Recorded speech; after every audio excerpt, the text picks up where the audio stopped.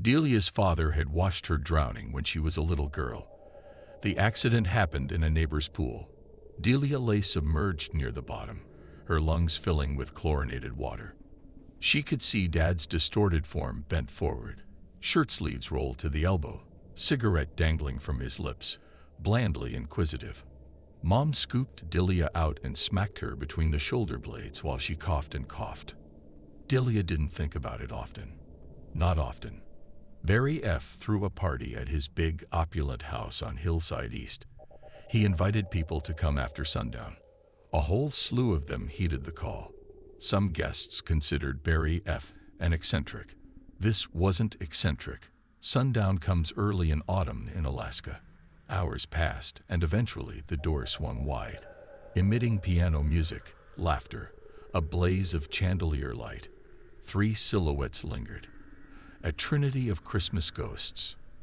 Delia's significant other, Jay, and Barry F. The per capita death rate in Anchorage is outsized, Barry F. said. Out-fucking-sized. This town is the armpit. No, it's the asshole. Bethel is the asshole, G said.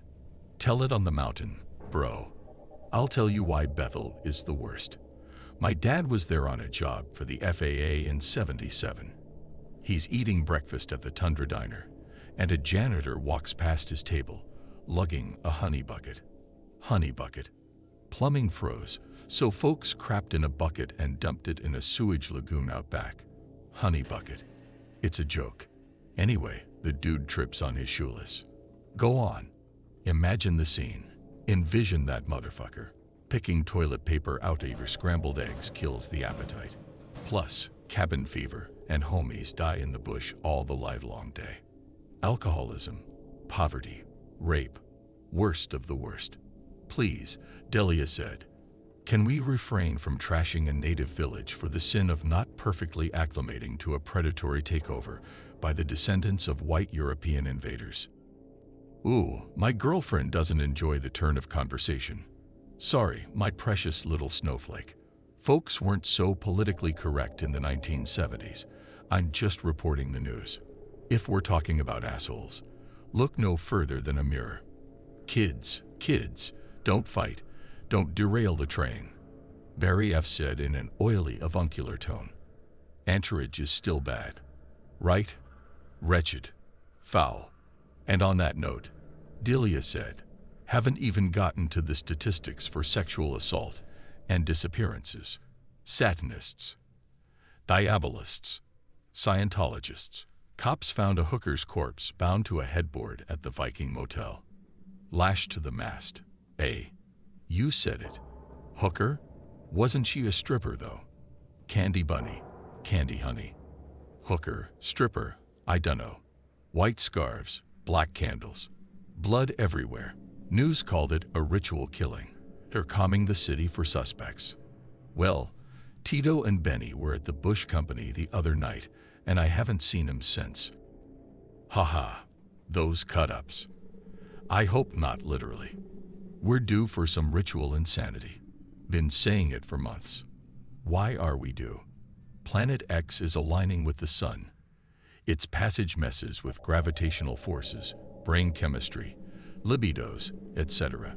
Like the full moon affects crazies, except dial to 100. Archaeologists got cave drawings that show this has been a thing since Neanderthals were stabbing mammoths with sharpened sticks. The malignant influence of the gods. The malignant influence of the Greys. The Greys. Little gray men. Messengers of the gods. Cattle mutilators. Anal probists. They hang around Bethel, No way to keep up with the sheer volume of insanity the state produces. Oh, speaking of brutalized animals, there was the rabbit massacre in Wasilla. Pure madness. Dog mutilations. So many doggy murders. I sorta hate dogs, but really, chopping off their paws is too damned far. And on that note, Delia stepped backward onto the porch for emphasis. On that note, hint taken, baby doll. Later, sucker. Delia and Jay separated from the raucous merriment of the party. The door shut behind them, and they were alone in the night. What's a flat effect man? Delia wore a light coat, miniskirt, and heels. She clutched G's arm as they descended the flagstone steps alongside a treacherously steep driveway. Porch lights guided them partway down the slope. Where did you hear that? Sports coat, slacks, and high-top tennis shoes for him. Sure-footed as a mountain goat. The softness of his face notwithstanding, he had a muscle or two. Barry F. mentioned it to that heavy-set guy in the turtleneck. You were chatting up turtleneck dude's girlfriend. The chick who was going to burst out of her mohair sweater. I wasn't flirting. She's comptroller for the university. Business, always business. Aha. Curse of the flat effect men, is what Barry said. Well, forget what you heard. There are things woman was not meant to know. You'll just spook yourself. She wanted to smack him, but her grip was precarious, and she'd had too many drinks to completely trust her balance. Hillside East was heavily wooded, murky at high noon and impenetrable come the witching hour. Neighborhoods snaked around ravines and subarctic meadows and copses of deep forest. Cul-de-sacs might host a house or a bear den, but that was Anchorage. 250,000 souls sprinkled across 1,700 square miles of slightly suburbanized wilderness. Ice water to the left, mountains to the right, aurora borealis weeping radioactive tears. October nights tended to be crisp. Termination dust gleamed upon the Chugach peaks, on its way down like a shroud, creeping ever lower through the trees. A few more steps, and he unlocked the car and helped her inside. He'd parked away from the dozen or so other vehicles that lined the main road on either side of the mailbox. His car was practically an antique. Its dome light worked sporadically. Tonight, nothing. The interior smelled faintly of a mummified animal. The couple sat in the dark, waiting. She regarded the black mass of forest to her right, ignoring his hand on her thigh. Way up the hillside, the house's main deck projected over a ravine. Bay windows glowed yellow. None of the party sounds reached them in the car. She imagined the turntables gone silent, and the piano hitting a lone minor key over and over. Loneliness born of aching disquiet stole over her. No matter that she shared a car with G and more than 60 people partied hardy 100 yards away. Her loneliness might well have sprung from G's very proximity. After 9 months of dating, her lover remained inscrutable. Jay lived in a duplex that felt as sterile as an operating room. Television, double bed, couch, and a framed poster of the cosmos over the fake fireplace. A Fox fireplace in Alaska was almost too much irony for her system. A six-pack in the fridge, a half-empty closet. He consulted for the government, finagling cost-efficient ways to install fiber-optic communications in remote native villages. That's allegedly what he did when he disappeared for weeks on end. Martinis were his poison. Andy Kaufman his favorite, dead. Entertainer, and electronica his preferred music. His smile wasn't a reliable indicator of mood or temperament. Waking from a strange, fragmentary dream to a proverbial splash of cold water, Delia accepted that the romance was equally illusory. "What is your job?" she said, experiencing an uncomfortable epiphany of the ilk that plagued heroines in Gothic tales and crime dramas. It was unwise for a woman to press a man about his possibly nefarious double life, and yet so it went. Her lips formed the words and out they flew, the skids greased by a liberal quantity of vino. "Same as it was in April," he said. "Why?" "Somebody told me they saw you at the airport buying a ticket to Nome in early September. You were supposed to be in Two Rivers that week. Always wanted to visit Nome, haunt of late career Wyatt Earp. Instead, I hit Two Rivers and got a lousy mug at the gift shop. Show me the mug when I come over for movie night. Honey pie, sugar lump. Is that doubt I hear in your voice?" "It is." "Fine, you've got me red-handed. I shoot walruses and polar bears so wealthy Europeans can play on ivory cribbage boards and strut around in fur bikinis." He caressed her knee and waited, presumably for a laugh. "Simon, baby, I'm a square with a square job. Your friend must have seen my doppelganger." "No. What do you actually do?" Like for real. I really consult. He wore a heavy watch with a metal strap. He pressed harder, and the strap dug into her flesh. There's more, she said. Right? I've tried to make everything add up, and I can't. Sweetie, just say what's on your mind. I'm worried. Ever have a moment, smack out of the blue, when you realize you don't actually know someone? I'm having that moment. Okay. I'm a deep cover Russian agent. Are you? Geez, you're paranoid tonight. Or my bullshit detector is finally working. You were hitting it hard in there. He mined drinking with his free hand. Sure, I was half a glass away from dancing on the piano. Doesn't mean I'm wrong. Wanna get me on a couch? Wanna meet my mother? People lie to shrinks. Do you even have a mother? I don't have a shrink. Don't have a mother. His hand and the watch strap on his wrist slid back and forth, abrading her skin. My mother was who cares what the supernumerary does? She died. Horribly. Jay, would she be able to pry his hand away? Assuming that failed, could she muster the grit to slap him or punch him in the family jewels? She hadn't resorted to violence since decking a middle school classmate who tried to grab her ass on a field trip. Why had she leaped to the worst scenario now? Mom used to warn her about getting into bad situations with sketchy dudes. Mom said of hypothetical date rapists, if shit got real, smile sweetly and gouge the bastard's eye with a press-on nail. The phantom piano key in her mind sounded like it belonged in a 1970s horror flick. How much did I have? 3 glasses of red or 4. Don't let the car start spinning. I might fly into space. She paused, head tilted as if concentrating upon Delia's imagined minor key plinking and plinking. He released her and straightened and held his watch close to his eyes. The watch face was not illuminated. Blue gloom masked everything. Blue gloom made his skull misshapen and enormous. Yet the metal of the watch gathered starlight. Were you paying attention when I told Barry that Planet X is headed toward our solar system? He said. Yes. Except, Barry had told Jay, hadn't he? Fine, I'm gonna lay some news on you then. You ready for the news? She said she was ready for the news. Planet X isn't critical, he said. Important, yes. Critical, no. Who cares about a chunk of ice? Not so exciting. Her star is critical, a brown dwarf. It has, in moments of peak that occur every few million years, emitted a burst of highly lethal gamma rays and bombarded hapless worlds many light years distant. Every organism on those planets died instantly. Forget the radiation.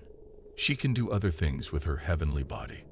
Nemesis star first swung through the heart of the Oort cloud eons past. Bye-bye dinosaurs. Nemesis' last massive gravitational wave intersected the outer fringe of Sol system in the 1970s. Nemesis has an erratic orbit, you see. Earth got the succeeding ripple effect. Brownouts, tidal waves, earthquakes, all of them suicides in Japan. A second wave arrived 20 years later. The third and final wave hit several days ago. Its dying edge will splash Earth in, approximately 45 seconds. What? She said. I don't get it. And it's okay. This is when they come through is all you need to understand. I'm here to greet them. That's my real job, baby doll. I'm a greeter. Tonight is an extinction event, aka a close encounter of the intimate kind. Delia fixated on the first part of his explanation. Greeter. Like a store greeter. She thought of the central casting grandad characters stationed at the entrance of certain big box stores who bared worn dentures in a permanent rictus. Stay. I forgot my jacket. Jay, wearing his jacket, no less, exited the car and bebopped into the night. Stay. As if she were an obedient mutt, she rubbed her thigh and watched his shadow float along the driveway and meld into the larger darkness.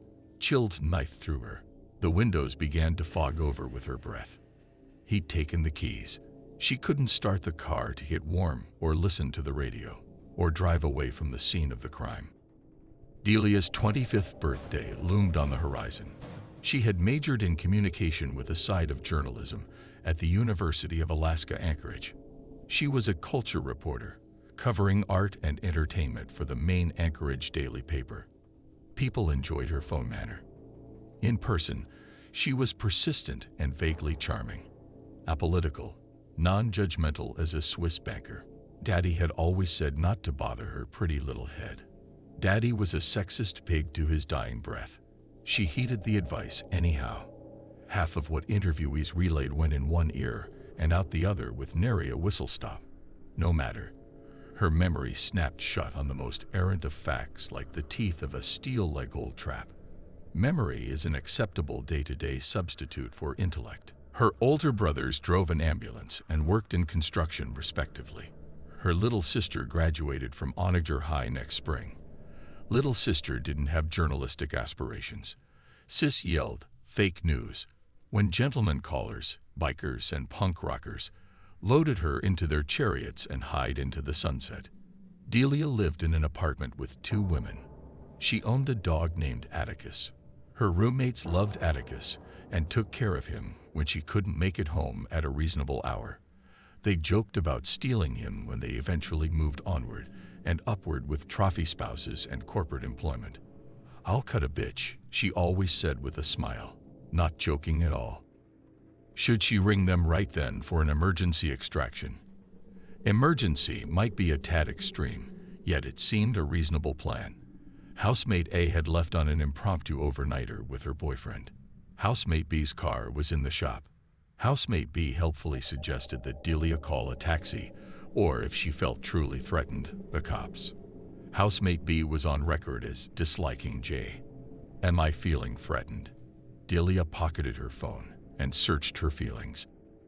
Her ambulance-driving brother, upholding the family tradition of advising Delia to beware a cruel, vicious world, frequently lectured about the hidden dangers surrounding his profession.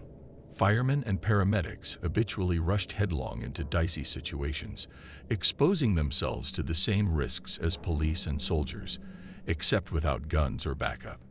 Paramedics get jacked up every day. While you're busy doing CPR on a subject, some street-dwelling motherfucker will shiv you in the kidney and grab your wallet. Only way to survive is to keep your head on a swivel and develop a sixth sense. The hairs on the back of your neck prickle. You better look around real quick. Words to live by. She touched the nape of her neck. Definitely prickling, definitely goosebumps, and not from the chill. She climbed out and made her way into the bushes, clumsier than a prey animal born to the art of disappearing, but with no less alacrity. She stood behind a large spruce, hand braced against its rough bark. Sap stuck to her palm. It smelled bitter green. Her thigh stung where a raspberry bush had torn her stocking and drawn blood. A starfield pulsed through ragged holes in the canopy. She knew jack about stars except the vague notion that mostly they radiated old light. Stars lived and died, and some were devoured by black holes. Nearby, G whooped, then whistled, shrill and lethal as a raptor tuning a killing song. Happy and swift. He sounds well fucked. Why did her mind leap there? Because his O-face was bestial. Because he loved to squeeze her throat when they fucked. The subconscious always knows best, as did Mama and Big Brother, apparently. Jay's shadow flitted near the car. His whistle sagged to the humming of a nameless yet familiar tune. Delia shrank against the bole of the tree and heard him open the driver's door. After a brief pause, he called her name. First, still inside and slightly muffled. Did he think she was hiding under a seat cushion?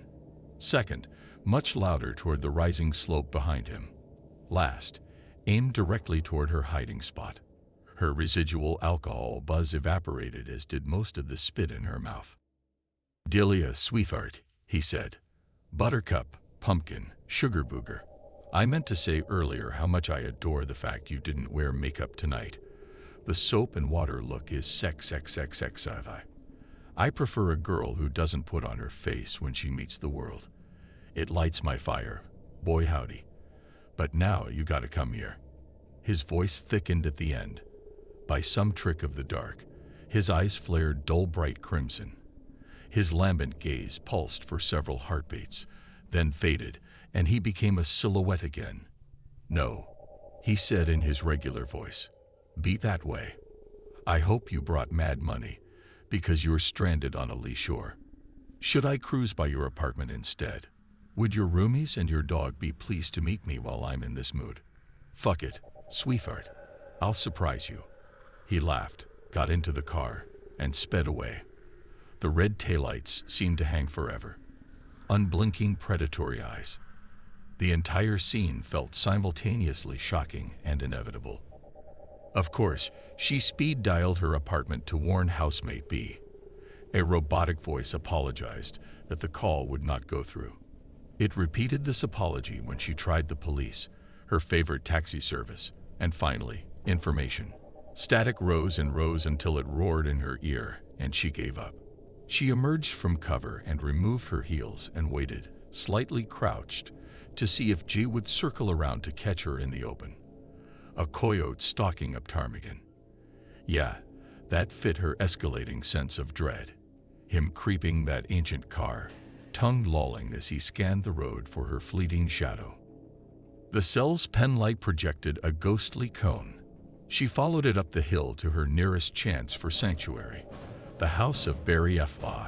Dear sweet Barry F., swinging senior executive of a successful mining company. He wore wire-rimmed glasses and expensive shirts, proclaimed his loathing of physical labor and cold weather.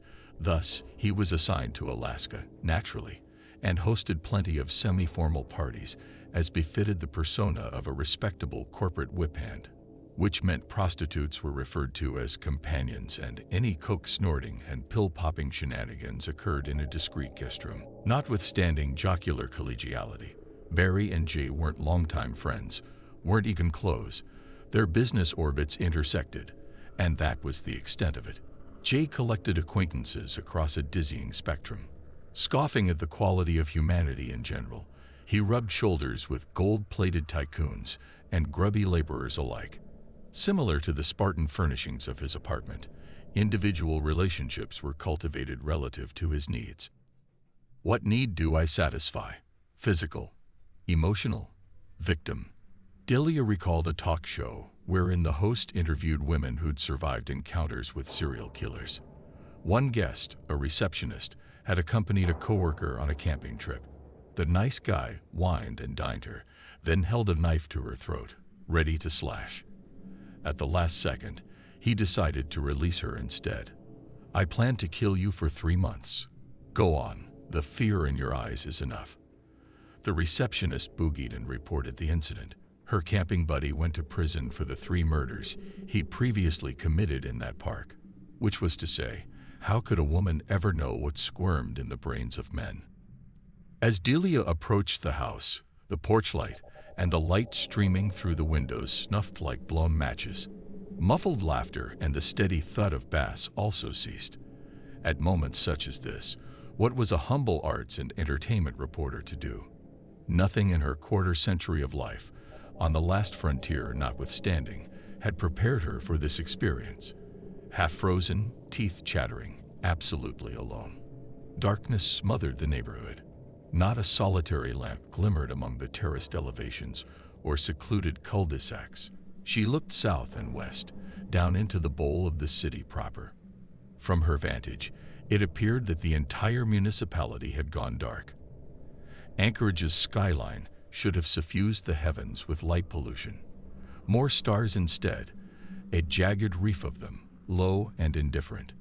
Ice-age constellations that cast glacial shadows over the mountains.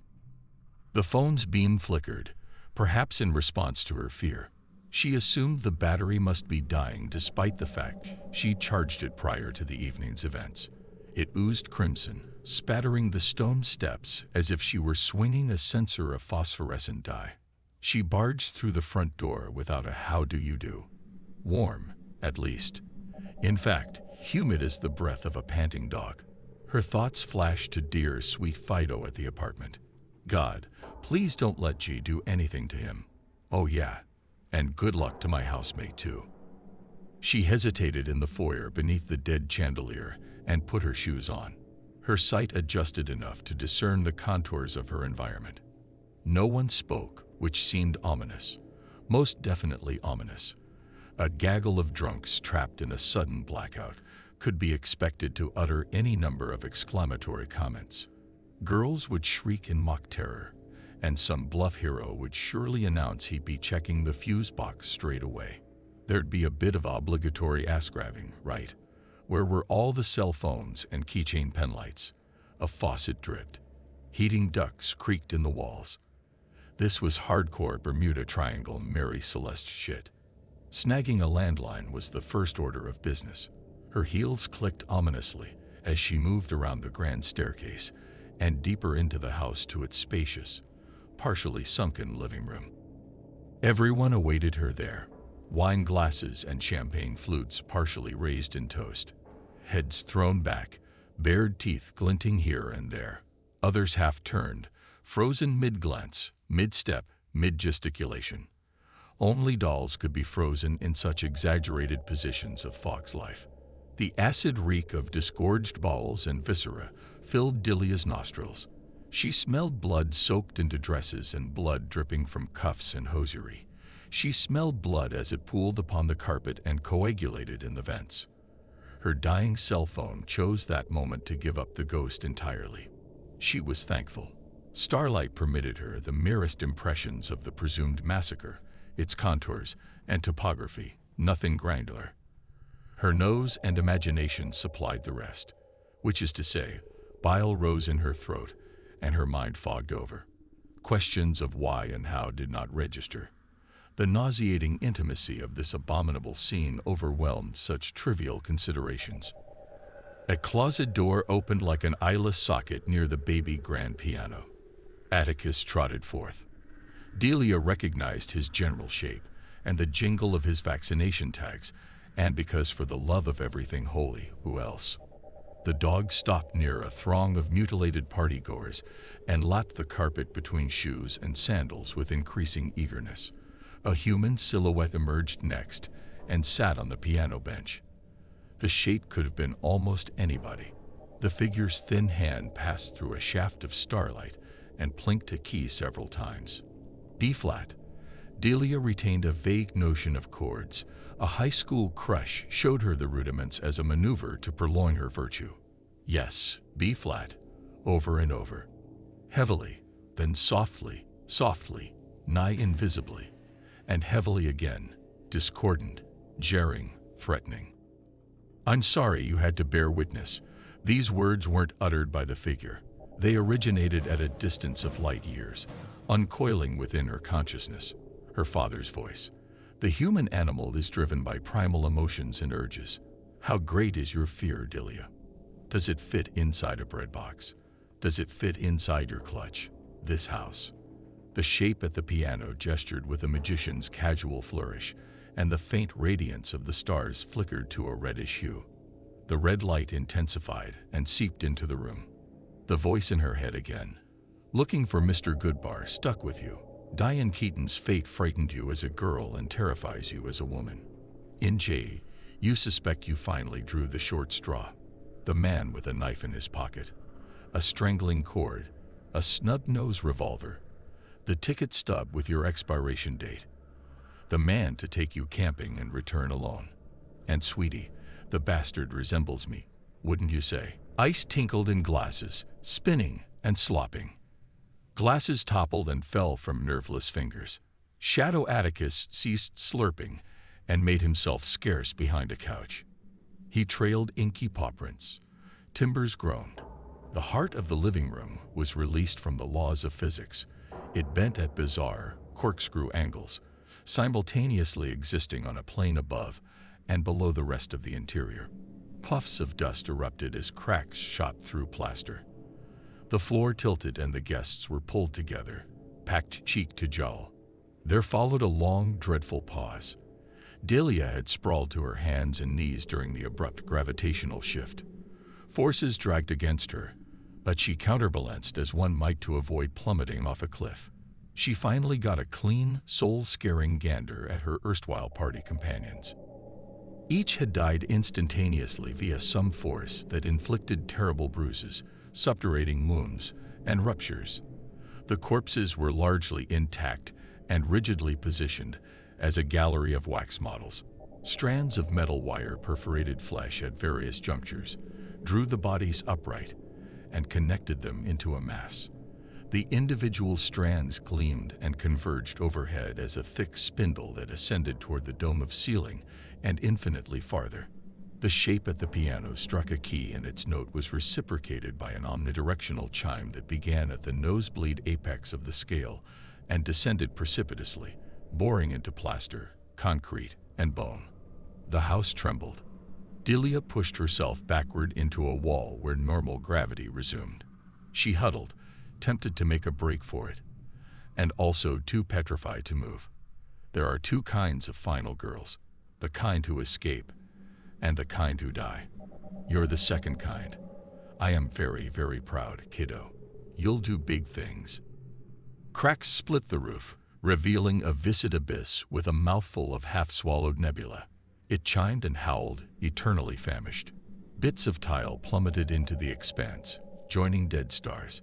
Shoe tips scraped as the guests lifted en masse, lazily revolving like a bleeding mobile carved for an infant god. The mobile jerkily ascended, tugged into oblivion at the barred terminus of a fisherman's line. Delia glanced down to behold a lone strand of the god, wire burrowing into her wrist, seeking a vein or a bone to anchor itself. She wrenched free and pitched backward against a wall. The chiming receded, so too the red glow, and the void contentedly suckled its morsel. Meanwhile, the shadow pianist hunched into a fetal position and dissolved. "Run along," her father said. "Run along, dear. Don't worry your pretty head about any of this." Delia ran along. Alaska winter didn't kill her. Not that this was necessarily Alaska. The land turned gray and waterways froze. Snow swirled over empty streets and empty highways and buried inert vehicles. Power lines collapsed, and copses of black spruce and paper birch stood vigil as the sun paled every day until it became a white speck. Delia traveled west, then south, snagging necessities from deserted homes and shops. Her appearance transformed. She wore layers of wool and flannel, high-dollar pro ski goggles, an all-weather parka, snow pants, and thick boots. Her tent, boxes of food, water, and medical supplies went loaded into a banana sled courtesy of a military surplus store. She acquired a light hunting rifle and taught herself to use it, in case worse came to worst. She didn't have a plan other than to travel, until she found her way back to a more familiar version of reality, or to walk until she keeled over, whichever came first. In the beginning, she hated it. That changed over the weeks and months as the suburban softness gave way to a metallic finish. Survival can transition into a lifestyle. She sheltered inside houses and slept on beds. She burned furniture for warmth. However, the bloodstains disquieted her, as did eerie noises that wafted from basements and attics during the bleakum hours. She eventually camped outdoors among the woodland creatures who shunned abandoned habitations of humankind, as those city limits demarcated entry to an invisible zone of death. The animals had a point, no doubt. Speaking of animals, wild beasts haunted the land in decent numbers. Domestic creatures were extinct, seemingly departed to wherever their human masters currently dwelled, with the exception of the other Atticus. The dog lurked on the periphery of her vision, a blur in the undergrowth, a rusty patch upon the snow. At night he dropped mangled ptarmigans and rabbits at the edge of her campfire light. He kept his distance, watching over her as she slept. The musk of his gore-crusted fur, the rawness of his breath, infiltrated her dreams. In other dreams, her mother coalesced for a visit. Now it can be said, your father murdered 8 prostitutes before lung cancer cut him down. The police never suspected that sweet baby-faced son of a bitch. You were onto him, somehow. She woke with a start, and the other Atticus' eyes reflected firelight a few yards to her left in the gauze of darkness that enfolded the world. Thanks for the talk, Mom. Delia continued to walk and pull the sled. sometimes on a road, or with some frequency on a more direct route through woods and over water. She didn't encounter any human survivors, nor any tracks or other sign.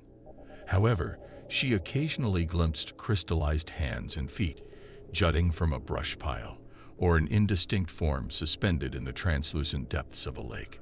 She declined to investigate, lowered her head, and marched onward. One late afternoon, near spring, but not quite, Jay, dressed in black camo and army-issue snowshoes, leaped from cover with a merry shriek and knocked her flat.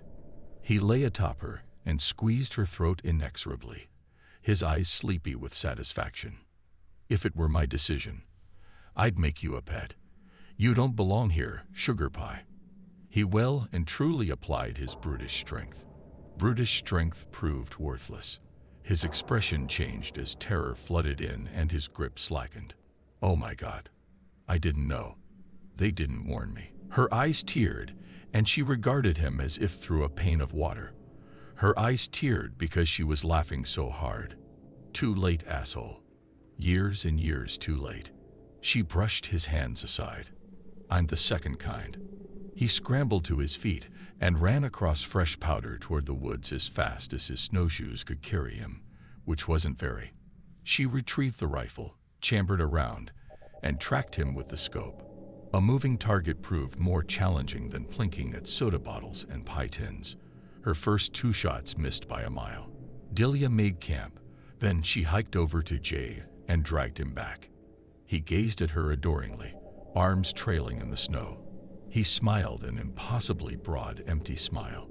That night, the fire crackled and sent sparks homeward. Jay grinned and grinned, his body limp as a mannequin caught in the snarled boughs of a tree where she'd strung him as an afterthought. The breeze kicked up into a chinook that tasted of green sap and thawing earth. Everything will be different tomorrow, she said to the flames and the changing stars. Limbs creaked. Jay nodded, slavishly agreeable. His shadow and the shadow of the tree branches spread grotesquely across the frozen ground. The wind carried to her faint sounds of the dog gnawing and slurping at a blood-drenched snowbank. The wind whispered that Atticus would slake himself and then creep into the receding darkness, gone forever. Where she was headed, he couldn't follow. So while there's time, let's have a talk, Delia said to grinning Jay. When we make it home, tell me where I can find more boys just like you.